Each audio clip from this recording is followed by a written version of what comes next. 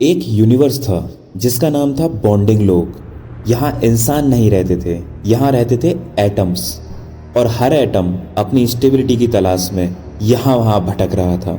इस दुनिया का सबसे बड़ा नियम था ऑक्टेट रूल। ऑक्टेट रूल एक बुद्धिमान राजा था। उसका एक ही हुक्म था, हर एटम अपने आउटर सेल में 8 इलेक्ट्रॉन्स चाहता है, तभी शांति मिलेगी। कुछ एटम खुश थे, नोबेल गैसेस जैसे लोग ऑलरेडी खुश थे, पर बाकी सब अपनी कमी पूरी करने में लगे रहते थे। बॉन्डिंग लोक में एक योद्धा रहता था, नाम था उसका बॉन्ड एनर्जी। उसकी पहचान थी, जितना स्ट्रॉन्ग रिश्ता उतनी ज़्यादा मैं वो 2 एटम्स को जोड़ता था। अगर रिश्ता टूट जाए तो उसको तोड़ने के लिए उतनी ही एनर्जी की ज़रूरत होती थी। बॉन्ड एनर्जी के बिना कोई रिलेशन टिक ही नहीं सकता था। बॉन्ड एनर्जी का भाई था बॉन्ड एंथैल्पी। दोनों सिमिलर थे बट थोड़ा डिफरेंस था। बॉन्ड एंथैल्पी बोलता था, मैं एवरेज हूँ, मैं एक टाइप के बॉन्ड्स का ओवरऑल एवरेज हूँ। वो साइंटिस्ट टाइप का था, कैलकुलेशन में एक्सपर्ट, रिएक्शन के दौरान कितनी हीट लगेगी या निकलेगी वो बताता था।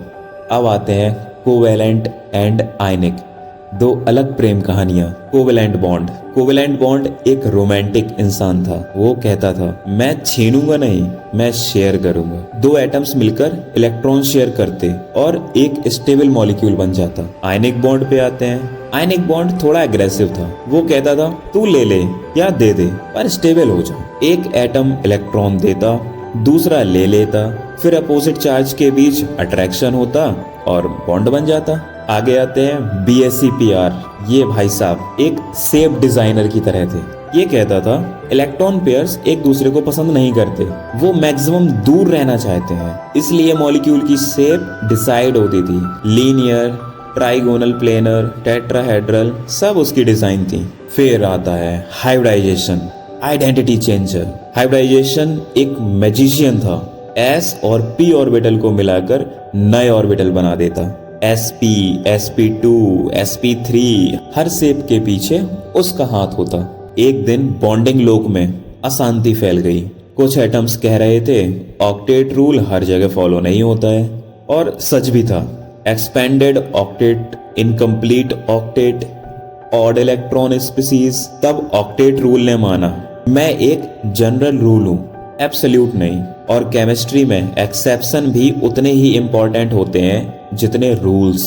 और इसके बाद बॉन्डिंग लोक में एक मची अचानक से एक खलबली। Balance bond theory versus molecular orbital theory का महायुद्ध।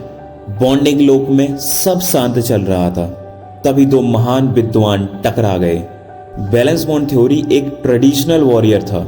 उसका मानना था, बॉन्ड तब बनता है जब 2 हाफ फिल्ड ऑर्बिटल्स ओवरलैप करते हैं। वो ओवरलैप को सबसे ज्यादा इंपॉर्टेंस देता था। Head to head overlap sigma bond बना देगा, side wise overlap pi bond बना देगा। BBT ने हाइब्रिडाइजेशन को अपना शस्त्र बनाया। SP, SP2, SP3 उसकी सेना थी। पर एक प्रॉब्लम थी, O2 जैसे ऑक्सीजन कहते हैं, O2 पैरामैग्नेटिक क्यों है? O2 पैरामैग्नेटिक क्यों है? BBT के पास इसका जवाब नहीं था। अब यहाँ पर एंट्री हुई मॉलिक्यूलर ऑर्बिटल थ्योरी। नई सोच का साइंटिस्ट MOT एंट्री लेता है कॉन्फिडेंट स्टाइल में। वो कहता है, इलेक्ट्रॉन सिर्फ एक एटम का नहीं होता है, वो पूरे मॉलिक्यूल का होता है। एटॉमिक ऑर्बिटल कंबाइन होते हैं और बनाते हैं मॉलिक्यूलर ऑर्बिटल्स।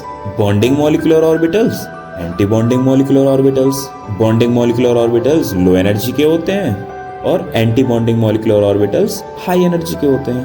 आगे बॉन्ड ऑर्डर का फॉर्मूला भी दिया और फिर O2 के केस में 2 अनपेयर्ड इलेक्ट्रॉन दिखा दिए। सब शॉक हो गए। बॉन्डिंग लोक की सभा में फैसला हुआ, अगर सेफ समझाना है तो valence bond theory plus hybridisation enough है, लेकिन अगर magnetic properties and bond order बताना है तो मॉलिक्यूलर ऑर्बिटल थ्योरी फॉलो करना पड़ेगी। दोनों सही थे, बस उनकी लिमिटेशंस अलग थी। Thank you so much.